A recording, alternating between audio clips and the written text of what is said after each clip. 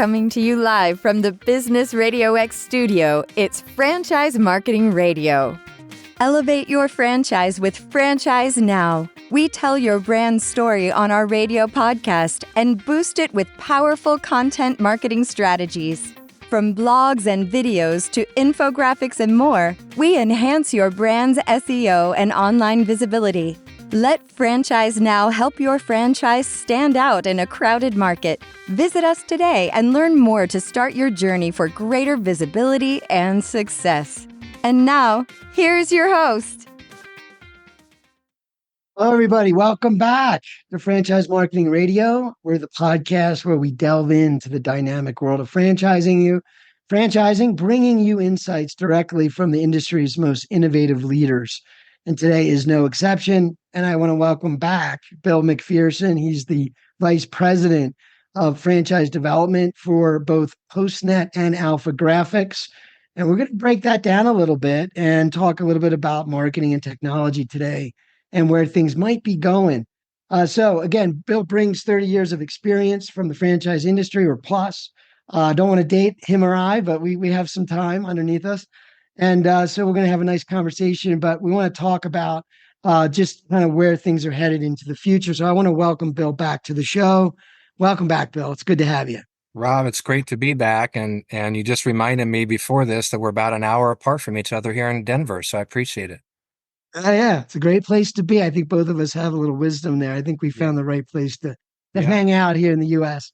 But so it's great to have you back. So just to kind of kick things off, and I know you've been on the show before, but I like to remind the guests just kind of where you're coming from and what you're doing. So you've got PostNet and AlphaGraphics, which to me are known brands. At least I know them, and I know not everybody does. So maybe you could help break down the differences, the unique qualities of those brands, and how they might complement for the audience.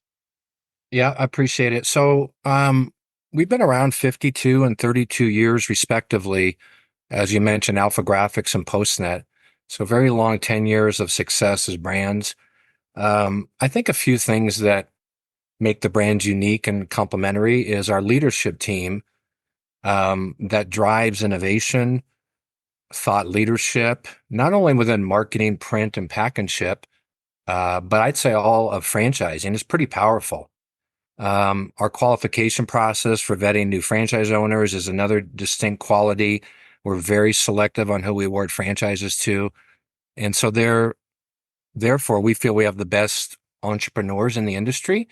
And it shows because our average unit volume, as of last week with our new disclosure document, is at a record high for both brands. So I think making sure that we bring the right entrepreneurs in and that we have thought leadership from a technology standpoint and within the industry are things that truly set us apart. I love how you snuck that in, that last part. That's really awesome. Congratulations. I mean, that's not easy to me. That's like the KPI, because if people are making money and successful in a franchise network, and that's the story or the primary story, then the rest kind of follows suit. So that is the one you want to zero in on. And I did a quick search before we talked, and AlphaGraphics and PostNet are both, got awards and growing and got momentum clearly, and both established, right? So that's the interesting thing. And so I kind of want to break that down a little bit and maybe just start with, what in your mind is like, how does technology play a role? We were going to get into tech a little.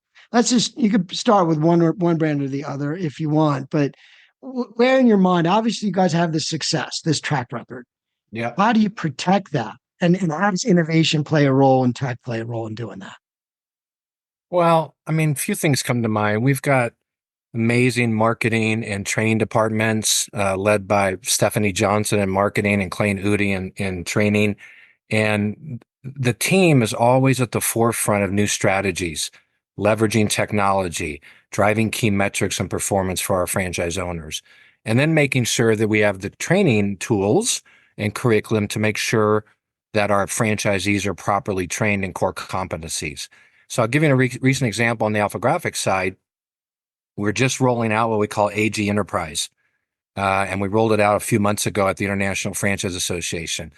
but an innovative, truly e-commerce platform for our existing and future customers.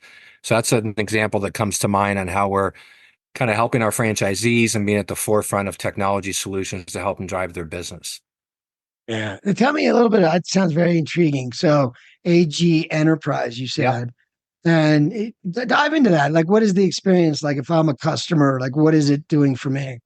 Well, so it kind of depends on the nature of the customer. So whether it's maybe a regional, smaller company that just needs technology solutions that hang off of our website, so ordering, inventory management, et cetera, and all the way up to national accounts. So this will feed in very strongly to our national accounts. So truly how we go proactively to larger companies all across the US.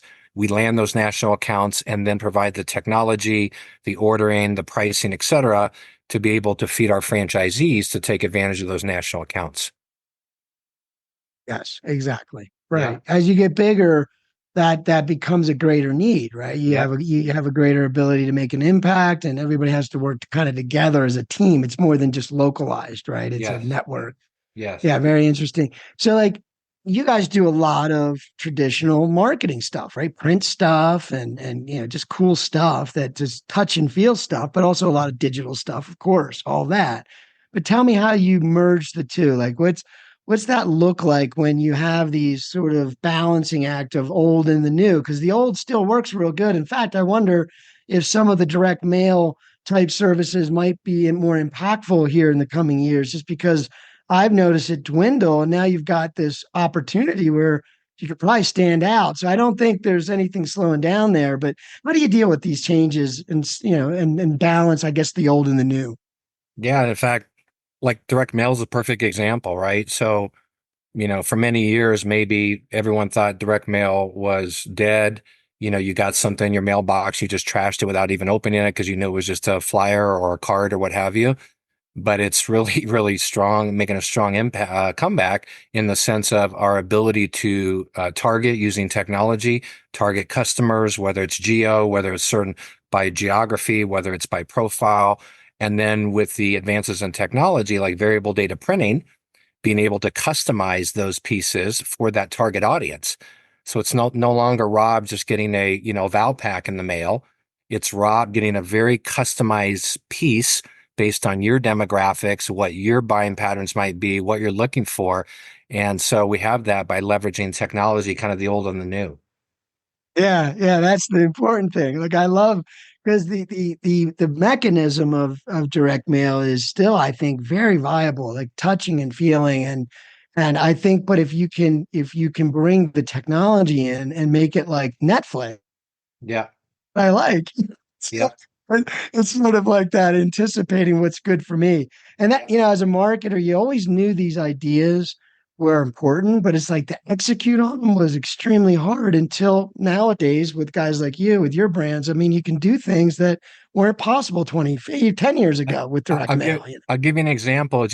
By coincidence, we had this on the calendar for a while, but by coincidence, yesterday, literally yesterday in our offices, I'll give you an example of what we're just talking about. So we're interviewing for a senior position, and my boss, the CEO, and myself got a 3 foot cardboard tube, architectural tube, like you'd see roll up like space plans or what have you. And we didn't know what it was, so we opened it. And somebody who wanted to apply for the position leveraged technology in a very creative way. This person had a 3-page, 2 foot by 3 foot. So you can imagine the size of it, 2 foot by 3 foot resume and it looked like an architectural blueprint.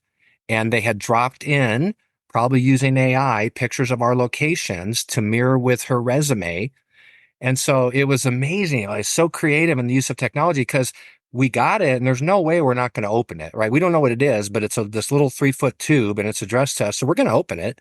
And then when you open it, it's her professional background, 2 by 3 foot, looking like an architectural drawing and showing how she could impact for this particular position using AI to build in pieces and pictures and so forth. It was just amazing. I think anyone who's listening right now just got one of the best, Yeah. almost 100%. I don't know how you wouldn't hire that person. I How do know. you know? They would have to come. They would have to totally blow it, right? So I mean, I don't know what. I think somehow, Rob, there's a royalty in here for us, for listeners that use this. Yeah, no doubt. No doubt. What a great idea. And I've thought of that a lot in my life, like doing those types of things. And nowadays, with these abilities we have as people, like to use tech, sort of like, again, they say like, you're a billionaire, you've got an iPhone. You have barely any money, you still have an iPhone. Like everybody has access now, like Yeah. at least in the US. But that's amazing. Yeah. And that's what people, I think the younger generations might sort of capture that. But I think, a lot of us really smart people that are older, we need to do some of that, right? Going and being creative and using what's at our fingertips in a different way. Yep. Cool. So, all right, let's delve in a little bit into the topic that everybody talks about, especially if we're talking technology services, and you guys get into some of that with the marketing. And tell me a little bit about how you steer around the new AI impact that we're seeing, right? But Well, what does that look like for you guys? I mean, that's a very timely question. As I mentioned, we actually have a meeting this Monday um, about the tool that we're going to decide on for AI, what's best for us internally, to support our franchise owners, to develop new programs, and then be able to roll that tool out to our business coaches, if you will, that support our owners to help them be more efficient, use of technology, AI, to drive better results at the unit level. So we've been researching it for a couple months, different products, and we're meeting literally on Monday to get this to the next level within our systems. Yeah. Yeah. We were talking also that, this idea of exponential growth and change is we techie people talked about. I remember reading some stuff in around 2020 and just about the 2020s being this speed of change thing going on that was Yep. beyond anything we'd been used to. And I said, sure, I get that. And it made sense to me. But it wasn't until the ChatGPT sort of trigger that I realized just how unique and different the challenge would be to Right. keep up with it. Right. It is almost, we have to build processes to innovate or test and do it fast and efficiently and grab whatever we can in terms of impact. So you guys said earlier, like, you just had some of your best years ever for average unit volume and things like those KPIs we talked about. So important with AI. It's like, obviously you look at that and say, well, I think we can move that needle. Right. And so you implement something, but then it's like, well, what happens next year? It could be even more powerful. So you got to balance this thing of being fast enough, but smart enough about where the tech is going. Like we talked about the Wayne Gretzky go to where the puck is, not where it is, but where it's going, Yep. skate to where the puck is. So again, what are your thoughts on that? Is there, like, in your mind, a good way to go about testing an efficient process, or just any ideas on that approach? Well, I think what comes to mind is so one of my colleagues, Corey Schwatsky, he's our VP of purchasing and onboarding, and he's been in the print industry for 25 years ish. And he's just done some really amazing things when it comes to workflow automation for our franchisees. He's been very influential with several of our owners and locations in improving production workflow, reducing waste, reducing labor. So again, how do you take the new technology, apply it to your business now, see results, but then, like you say, make sure that you're a thought leader and you can continue open to changing, and how can you apply it in 3 months from now? Because it'll probably be very different. Yeah. And, the franchise industry is, we're obviously in it. We're fans of it. We love it. But you have it's a different situation because you have to, as the franchise brand or franchisor, you have to be thinking about, you're not just going to throw things out to the network, right? Right. It's about adoption. It's about execution. It's about proving concepts. And as part of the beauty of franchising is the franchisor helps to do that, because at the ground level, when you're running your business, it's hard to work on your business when you're in it. And so it's so fantastic to have that. But we are in a different world, right? This is moving quicker. This is quicker. So you can't just say, well, it's quicker, so we got to hurry up and change again. It's a little more difficult than that. So No, I I mean, think that, yeah. I'm sorry, to your point, it's somebody that's not involved with a franchise that tries to stay at the cutting edge of something like AI, forget it. There's no way they can. You need There's that no tech. partnership with the franchisor to be able to do that. Exactly. I spend so much time just in the research and then the execution, the testing, you test your hypothesis. We think it'll move these needles. We're going to go ahead and test it. I mean, that takes time. You can't just stop what you're doing every day and test things, right? Yeah. But if you don't with AI, it is a world where next thing you know, you don't understand why your competitors are beating your pants, Yep. whipping your pants, So it's like that's where I think that's where the idea comes from. So what a good time to be in franchising in my mind. That's the key. Yeah. It's the best time to be in a network for resiliency and change to deal with the change. So just looking at your broader industry, when you think about some of your competition, how do you think about that? Do you think some of them, what do you think they're about? Do you guys keep an eye on some of the things they do? Was it always something you did to kind of see how you might innovate compared to some of the competitive forces in the market?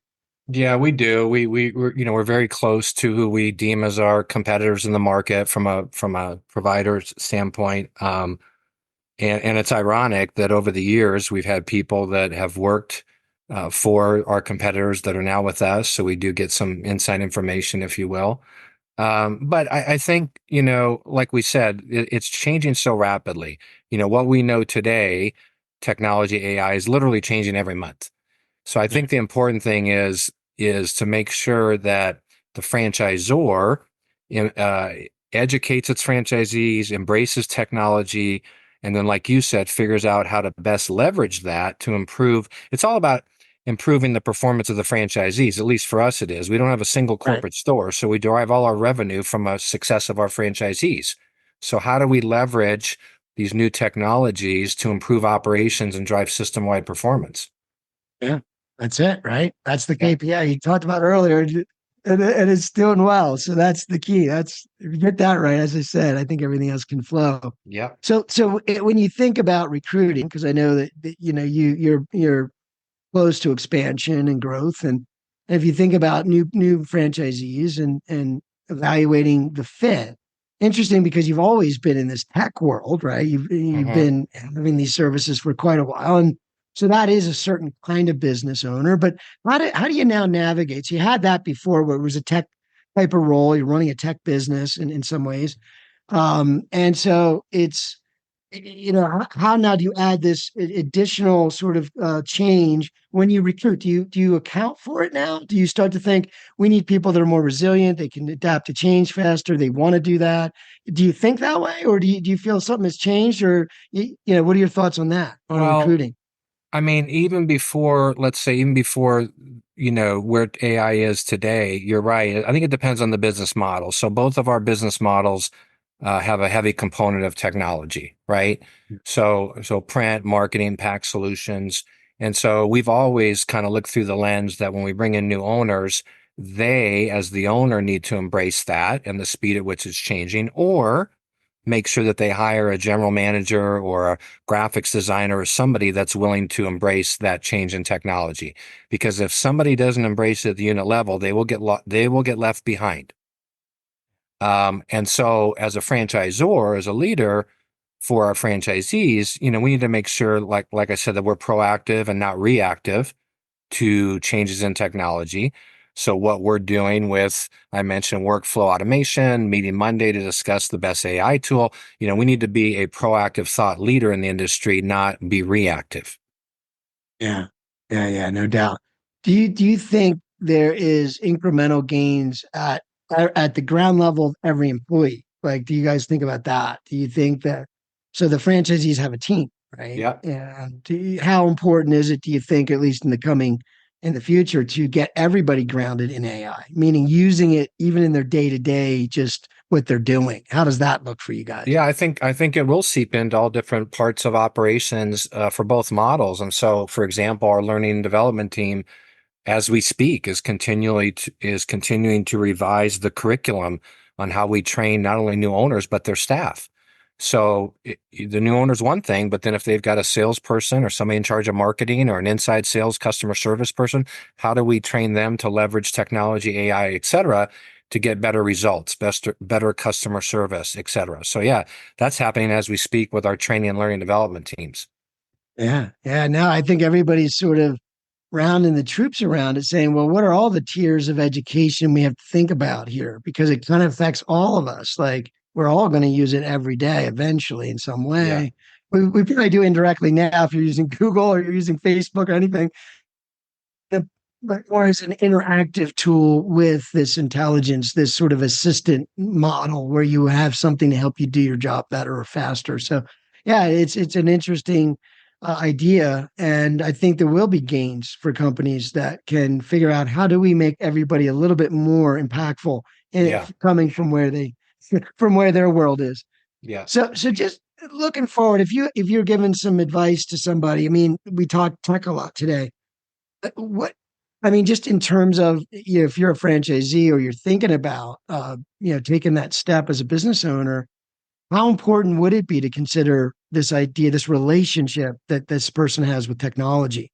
How important is it if you want to start a business, in other words, to embrace technology? I think it depends on the brand, the business model, right? So in our case, both brands, it's very important, right? So printing, signage, pack, ship, logistics. So for our brands, it's extremely important that one, that we are a thought leader in the industry as the franchisor, but two, that we bring franchisees in that understand the importance of that as it relates to this franchise model or models. And so, I think my team is slightly changing its lens a little bit on who we bring in. But like I said before, we've always kind of looked through that lens that we need somebody that's going to embrace technology. But I think it moves up on the forefront for us on new franchisees to make sure we're looking through that lens. If they come in through the process and, they make it clear or articulate to us that they can barely turn on their cell phone, it's probably not going to be a good fit to move them into a franchise ownership with one of our models, right? So, No. Go look for a different business model, work from home, vending machine, so a different business model. But for ours, it remains very important. Well, and do you think in your role in terms of the brands and how you interact with the communities and the clients and everybody in your ecosystem, do you think it, and me too, because I'm in technology and stuff, but I mean, do you kind of view it like we're the ambassadors? We're probably the guys that have to help everybody else, right? Because it's going to move too quick. Yeah. So that's also the other component, right? I think if you're taking on this role as a business owner for one of your brands, it is that person that says, yeah, I want to help, because I think that's what it looks like. It's not so much what it was. It is we're just going to have to roll up our sleeves and help each other, because it's just going to be really interesting to watch the next few years. But yeah, because it's changing so quick, as we just talked about. We have our annual conference coming up in 2 months, if you will, in Texas. And, this will be a topic, right? Whether it's classes or keynotes or what have you, but we have to learn together on some of this, right? So, because it's changing so quickly. So how do we embrace that relationship between franchisee and franchisor on something that's so critical, that's evolving to help drive their businesses? Yeah. Do you guys ever think about, like, a lot of the AI that's happening right now is very early stages? I kind of call it dial up. We're like in dial up right now. Dial up internet. For anyone who's too young to know what that meant. But in terms of, like, when you think about some of the stuff we see, we know AI can communicate, it can text back and forth, it can talk. It's sort of a personality at this point. We're hearing a little bit of that is evolving. So is the brand, like, do you think, and maybe this is a little premature, but how does the brand navigate that voice if you're going to start to use it? And I know you talked about some tools, and I don't know what those were that you're thinking about, but some of the tools are tools where they're front facing. They're going to communicate with prospects, possible leads, right? It could be a speed to lead kind of scenario, right? How do you navigate the brand voice have you guys thought about, like, how to deal with that, or does it concern anybody? Like, having an AI speak for the brand, do you see that as being a little bit of an apprehension for brands? Maybe not just yours, but just in general, how do we do this? This is representing us. So, like, how do you, yeah. Yeah, you just mentioned a lot of stuff there that we're trying to unpack, because, for example, one of the new programs with PostNet is what we call first name basis. So our franchisees involved in the community and knowing their customers on a first name basis. And our marketing team has done a phenomenal job of shooting footage of this just most recently on specific clients and how we have that relationship. So how do you balance that with having AI be forward thinking and trying to communicate to either customers or prospects? Because then do you lose that first name basis and that relationship piece, right? So these are all the things we need to discuss as executives and how it impacts our brand. It may be very different for a different kind of franchise concept, but for us, it's extremely important that we get that right. How do we leverage the technology, but not lose our core messaging, relationship, being a part of the community, et cetera? Yeah. Yeah, no, that is, to me, the AI is the brand eventually. It'll be communicating at all tiers of the business in some way, right? Yeah. And so it has to represent the brand. And if you get it right, it probably could do a good job, right? Consistency anyway. Because Yeah, but human beings don't. if you get it wrong and don't do your research and have a well thought out strategy, it could hurt the brand. Even worse, to the same effect, right? It's like consistently doing the wrong thing. Yeah. Consistently has the wrong tone. That's not good. Yeah. So, no, that's where we're at, though. We're at that stage where it is a lot of trial and error. And I would say move, but be cautious. And as I said, you look at the levers that make the biggest impact. And you guys already have your eyes on those things. And so it's just a matter of, well, how do we move that, measure the risk? And yeah, but it's going to be a lot of fun. The good news, Rob, is on this topic, our president and COO, Ryan Ferris, he's always been at the forefront of our technology rollouts. And so, we're pretty pleased and excited and confident that he will drive us in the right direction. So that's exciting. Yeah. Do you have anything you want to share about any things you see coming down the pike? Anything new? Well, I think, a couple things new are coming down the pike for AlphaGraphics. As I mentioned, we're just finishing the rollout of that new e-commerce AG Enterprise. For PostNet, we're probably 60 to 70% through with a completely new POS system, point of sale migration for all of our franchisees, which is a heavy lift and leveraging new technology that'll provide them the tool to operate their businesses more efficiently. And then once we get done with that on the PostNet side, we'll dive into a new CRM system, client relation management system, that will roll out for PostNet as well. So some pretty exciting things right now and coming down the pike in the next 12 to 18 months. Yeah, that's just a small snippet of a ton of stuff, right? Yeah. Yeah, I can say those in 1 minute, but those are about 18 months worth of work from all the executives. Yeah, exactly. Yeah. I say that they're big projects, some of the things you mentioned, but important ones and enabling ones, right? Yeah. For what we just talked about, right? So you're thinking again, where are we skating towards, right? When you're investing in those technologies. And so that is an interesting decision, a new one, like we didn't have maybe a few years back. Yeah. But, interesting projects, very important ones. So it sounds exciting. So just before we let you go today, we said a lot about change and about tech and about opportunity. In your mind, maybe let's kind of talk about opportunity, leave the audience a little bit about opportunity. If someone's interested in working with a company like yours, right? Maybe it's in the tech field and it's a services company that services small businesses or any size business. But we talked a lot about dealing with change, also being an ambassador. Is there any advice or tips you might give someone if they're approaching a franchise brand like yours? And we also mentioned something earlier about how they got your attention on the employment side. But I think for a brand like yours, you're very picky because you don't need to necessarily just get the next person that says, I've got the money. So like, what would the advice you give them, whether they're approaching a brand like yours or another iconic type of brand that's been around a long time? What advice would you give? So a potential franchise candidate owner? Yeah. Yeah. I think first and foremost, do their homework, talk to franchisees, maybe even talk to vendors that deal with that franchisor. And what I would hope that they would walk away with is that they've got a franchisor that is investing the time and energy and money to be a thought leader in the industry. Again, proactive, not reactive. Because if not, how many, we'll probably date both of us here, but we look at brands like Toys R Us and Blockbuster and so forth that I grew up with, and like they're gone. And part of the reason they're gone probably is they did not embrace technology and forward thinking on helping them drive unit economics, and they're gone.